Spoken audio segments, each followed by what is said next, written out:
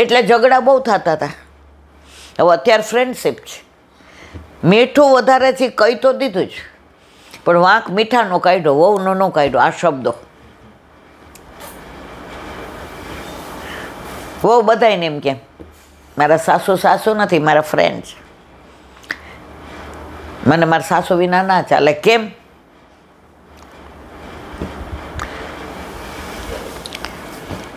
એક ગુરુ હતા, શિષ્યો બધા આવે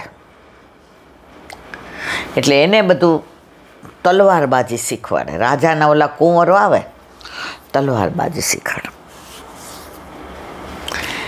એટલે એક દીવાનનો છોકરો એવો કે મારે, એ કે હા હા તું આવ. ઓલાને તલવારબાજી એવી ટોપ આવડી ગઈ, ને ગુરુકુળ બંધ કર્યું વેકેશન ત્યારે બધાને કહ્યું. એટલે ઓલો કે અમારા બધા વચ્ચે એક કોમ્પિટિશન કરો, કોને તલવારબાજી ટોપ આવડે છે ખબર પડે. ગુરુ કે ના, હંમેશા કોઈને નીચું ન પડાય, બધાય પોતાની રીતે બરાબર છે. કોઈ તલવારબાજીમાં સામેવાળાને પેલો ઘા કરે છે, કોઈ પેલો ઘા આવવા દે છે, કોઈ બે વચ્ચે થઈને સામસામા. દરેકને પોતાની સ્ટાઇલ હોય. જીતવું હારવું એ પછીની વસ્તુ છે. હવે ઓલાને એમ કીધું ના, એટલે ઓલાને ચડી ગઈ. શું કે ગુરુદેવે કોમ્પિટિશન કર્યું હોત તો ખબર પડત કે મારા જેવો કોઈ તલવારબાજ નહીં. જેને આવડતો હોય ને એને હોશિયારી કરવી બહુ ગમે, અભિમાન. હવે ગુરુ સમજી ગયા કે આને પણ કે કંઈ નહીં, આજે નહીં કાલે. ગુરુને તો શિષ્ય બાળક જેવું, છોરું કછોરું થાય, કાંઈ માવતર કમાવતર ન થાય. હવે ઓલો તો આખા રાજમાં કે મારી યારે કોઈક તલવારબાજીમાં આવો ખબર પાડ દો, મારી યારે કોઈ તલવારબાજીમાં આવી દો ખબર પાડ દો. એટલે કોઈને રાજમાં ગમે નહીં. એટલે રાજાએ ગુરુને બોલાવ્યા.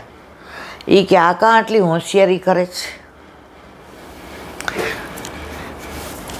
એ કે એને એવું મનમાં ઠસી ગયું છે કે એના જેવું હોશિયાર કોઈ નહીં. એટલે ઓલાને બોલાવ્યો ગુરુએ. એ કે શાંતિ રાખ, સમય આવશે ત્યારે તારી પરીક્ષા થશે. ઓલો કે તમે મારા ગુરુ છો ને? એ કે હા. શીખવાડ્યું તમે ને? કે હા. આજે આપણે બે તલવારબાજી કરીએ, કોણ જીતે? રાજા કે આ ઉંમરવાળા છે, એ કંઈ દાંત નથી, આન્યાર કરાય તારે આટલું અભિમાન તને? એ કે હું જીતી જાઉં એટલે તો તમે બધા તમે ગુરુને ઉપરાણું તાણો છો. રાજા કે આને સીધો તો કરવો પડશે. ગુરુદેવ કે ચલ કાલે, આજે નહીં, કાલે આપણે બે તલવાર. રાજા કે ના ના ગુરુદેવ, તમારી ઉંમર જુઓ, આ 20 વર્ષનો લબર મૂછ્યો, તમે 80 વર્ષના, તમારા હાથ ધ્રુજે. એ કે ના ના કાલ તો થઈ જ જાય. હારે એ ફાંસી. ગુરુદેવ કે કબૂલ મંજૂર. હવે રાત્રે ઓલો તો આમ તલવાર જોઈને બધું જોયું. હવે રાત્રે ગુરુદેવ પેલા લોખંડવાળાને ત્યાં ગયા કે મને 15 ફૂટની મ્યાન બનાવી દે, એટલે મારે જે કામ છે કાલે એ તમામ બની જાય. એટલે ઓલા લોખંડવાળાએ આને કીધું, કોને? આ છોકરાને, કે તારા ગુરુદેવ 15 ફૂટની મ્યાન બનાવી ગયા છે, એટલે એની પાસે 15 ફૂટની તલવાર હશે. હોય કે તારી પાસે 4.5 ફૂટની. પેલો ઘા એ કરશે એટલે તું તો ગયો. 15 ફૂટ એમ? એ કે હા. એ કે 16ની બનાવો, 16 ફૂટની મ્યાન અને 16 ફૂટની તલવાર અને હજાવી બરાબર. કે ગુરુની હોશિયારી નીકળી જશે. રાજાને ખબર પડે બહુ. ગુરુદેવ ગુરુદેવ કરીને સિંહાસનમાં બેસાડે ને પગ ધોવે ને પૂજા કરે ને પછી તો રાજમાં મારો વટ પડી જશે. હું ગુરુ અને રાજા મને પગે લાગશે ને મારું માન કરશે. આખું રાજ ભરાણું. રાજાને, દરબારને, સેનાપતિને, દિવાનને, પ્રજાને, રાણીને, કુંવરને, કુંવરીને, રાજ જ્યોતિષીને, બધા ગુરુદેવ આવ્યા. રાજાએ બોલાવ્યા. એ કે હજી આપણે કેન્સલ. એ કે ના, હું રાજી થાવ. બાપ કરતાં બેટા હવાયા હોવા જોઈએ અને ગુરુ કરતાં શિષ્ય દોઢા હોવા જોઈએ. ઓલો તો 16 ના ઓલાની તલવાર ને 16 ના ઓલાનું મ્યાન 16 ફૂટને પાડી દઉં. એ કે જેવું મ્યુઝિક ચાલુ થયું 1 2 3 કીધું તો ગુરુદેવે તો 4.5 ફૂટની ઓલી કાઢીને સીધી ગળા ઉપર મૂકી દીધી. હજી ઓલો અડધી કાઢે 16 ફૂટ હતી ને, અને 16 ફૂટની મ્યાન હતી. ઓલો કાઢવા જાય ને હજી તો પા ભાગની ના નાકડી તે ગુરુદેવે ઓલા ગળા ઉપર રાખી દીધો. રાજા કે પતાવી દો. ગુરુદેવ કે શું કરું, પતાવી દઉં તને? મારો બધો અહમ ઉગડી ગયા, મારી બધી હોશિયારી. એકવાર તમારા ચરણ છૂઈ લો પછી પતાવી દો. ચરણ સ્પર્શ કર્યા ત્યારે કહ્યું, ગુરુ ગુરુ જ રે, શિષ્ય ગુરુ ક્યારેય બની શકે નહીં. તમે ત્યાં 15 ફૂટની બનાવી તો મેં 16 ફૂટની. ગુરુ કે જો સાંભળ, બળ તો બધામાં હોય, સાથે કળ હોવું જોઈએ. આ ગુરુનું કળ તો આપણા જીવનમાં પણ આપણે કહીએ કે આ ગુરુ આવવાના, આ ગુરુ આવવાના, પણ એમની પાસે જે છે એ આપણી પાસે નથી. આપણે ત્યાં હારી જ જવાના છીએ. પણ ગુરુની મોટાઈ કેટલી. હવે રાજાએ કીધું ચલો ફાંસીનો વાંચોડો તૈયાર. ઓલાને તો તૈયાર કર્યો ને છેલ્લી ઈચ્છા શું છે? હરેક જન્મમાં મને આવા ગુરુ મળે. મારા જેટલા જન્મ થાય એમાં આવા ગુરુ મળે. ત્યાર તો આ રાજગુરુ હતા. રાજા કે ગુરુદેવ આજ્ઞા આપો, ફાંસીનો માચડો તૈયાર. એ કે હું રાજગુરુ છું, તમે મને રાજ તિલક કર્યો છો. છેલ્લો નિર્ણય મારો હોય. જેટલા શિષ્ય હવે મારી નીચે તૈયાર થશે એ ક્યારેય આવું અહમ નહીં કરે. આ પાઠ ભણાવ્યો પણ એને કાંઈ ફાંસી ન ચડાવાય, એ મારો છે. એને ચડાવો એના પહેલાં હું ચડી જાઉં. આ શિષ્ય હવે ક્યારેય આવી ભૂલ નહીં કરે. એને જોઈને બીજાય નહીં કરે. માચડો હેઠો ઉતારી દો. ઓલો ચરણમાં પડી ગયો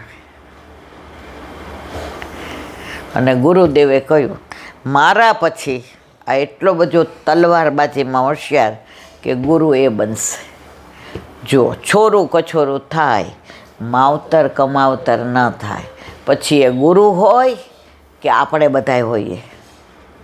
પણ યુવાની આવને છે ને ત્યારે ચટક લોહી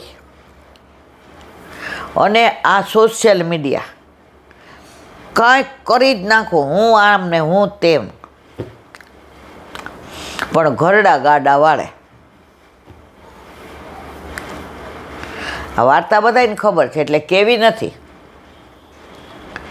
ઓલો છોકરો ભણી ગણીને તૈયાર થઈને આવ્યો, હવે જાન લઈને જવાનું હતું. એના ભાઈબંધ ક્યાં તારા બાપા જો આવા ફાળિયા પહેરે ને આવા પનિયા પહેરે ને આ તારી બા આટલો મોટી લાજ કાઢે ને આવા હાલ આ જાનમાં લઈ જવાય? તું આવો ડૉક્ટર, તારી વહુ આટલી ભણેલી રૂપ, આ ડોલા ડોલીને ઘેર રાખ. બાપા તમારે ને મારી બાઈ નથી આવવાનું. કાંઈ વાંધો નહીં. ભળોકડે જાન ગઈ ને ગાડા નીચે બેસી ગયા. હવે વેવાઈ બહુ હોશિયાર હતા. વેવાઈ વેલાને જોઈને જ દીકરી આપી હતી, દીકરાને જોઈને નહોતી આપી.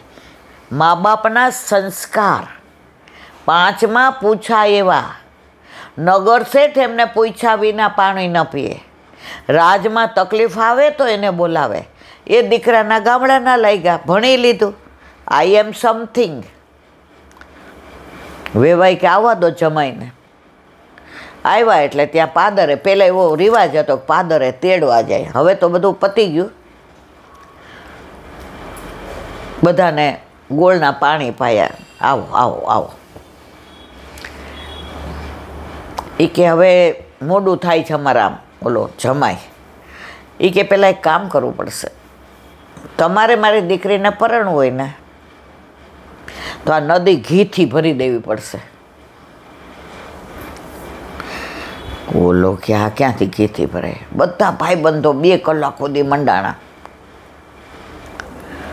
કેવી રીતે ઘીથી? આટલું ઘી ક્યાંથી લાવું, શું કરું? નીચેથી બાપા બહાર આવ્યા. એ કે કેવડાવી દે, અમે ઘીથી ભરી દઈએ 1 જ મિનિટમાં, પણ પહેલાં પાણી તો ખાલી કરો. આ પાણી તો ખાલી કરો. એટલે કેવડાવ્યું. વેવાઈ આવ્યા. જમાઈ રાજા, તમારી બુદ્ધિ નથી, તમારા બાપાની જ. આ 5 પરગણામાં 5માં પૂછાય એવો માણસ છે. ભાઈ જય શ્રી કૃષ્ણ, આ તમારી બુદ્ધિ છે ને?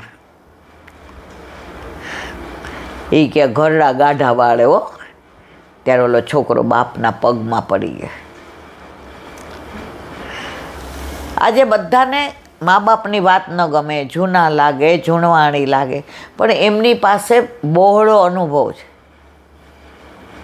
જો પીપળાનું ઝાડ ખૂબ મોટું થયું હોય, હવે એમાં કાંઈ ફળ કામના નહીં, પણ ઉનાળામાં તમને એ જ પોરો ખાવા, આરામ કરવા, વટે માર્ગોને, પક્ષીઓને, મંકોડાને, કીડીના બધાને એ જ આશરો આપે. તો મા બાપ જ તમારા કામ આવે. કાંઈ થાય એટલે ખભે હાથમાં મૂંઝાતો નહીં, ભાઈ હું બેઠો છું, બસ. તો આ બધી વાતો વ્યવહારની સાથે ભક્તિ. ભક્તિ કરો અને તમે ભાષામાં ફેર ન કરો તો એ ભક્તિ શું કામની? જે એક દાખલો આપ્યો, એક બા હતા ને એટલી સરસ સેવા કરે ને ઠાકોરજી, પણ જેવું કોઈ અડે એ બુદ્ધિ વગરના. અહીંયા અડાય, અક્કલ નથી તારામાં. વળી પાછા થાળ લાવે, તુલસીજી લીધા વિના દોયડી આવી, હવે બધું ઠંડુ થઈ જશે. તું એવી ને તારી દીકરી એવી, તારો વરે એવો. હવે માજી માંદા પડ્યા એટલે કે ઠાકોરજીની સેવા આમ કરજો, આમ કરજો. દીકરો કે તમને ડાયાબિટીસ હોય ને જ્યાંથી દવા લાવતા હો એ દવાથી તમને ફેર ન પડતો હોય ને ડાયાબિટીસ વધતો હોય ને એ ડૉક્ટર પાસે અમે ન જાય. પ્રભુની સેવા કરતાં તમે જે ગાળો બોલો, વર્તન કરો, તમારું બિહેવિયર, અને અમે પછી ઠાકોરજી રાખીએ તો અમે એ જ કરીએ ને. એના ઉપરથી સમજી જવાનું વૈષ્ણવમાં દીનતા હોય. એ કોઈને હર્ટ ન કરે, એ કોઈને ખરાબ શબ્દો ન કહે, એ કોઈની ઈર્ષા ન કરે. દુનિયામાં અત્યારે બધા દુઃખી છે એનું કારણ પોતે દુઃખી છે એનું નથી. મારા કરતાં બીજો મારો પાડોશી સુખી છે ને, દુઃખ એનું છે બધાને. પણ એ સુખી છે તો કાલ સવારે તમારે કાંઈ તકલીફ હશે તમારી પડખે ઊભો રહેશે. પહેલાં દીકરી નક્કી કરતા ને તો એમ કે એકનો એક છે, તો કે ના બાપા કાલ સવારે કાંઈ હોય તો આપણા ઘરે આવે. હાથ ભાઈ કે એટલે કે હામળો છે કાંઈ વાંધો નહીં, રૂપ થોડું વેચવા જવું જ, કરો કંકુના.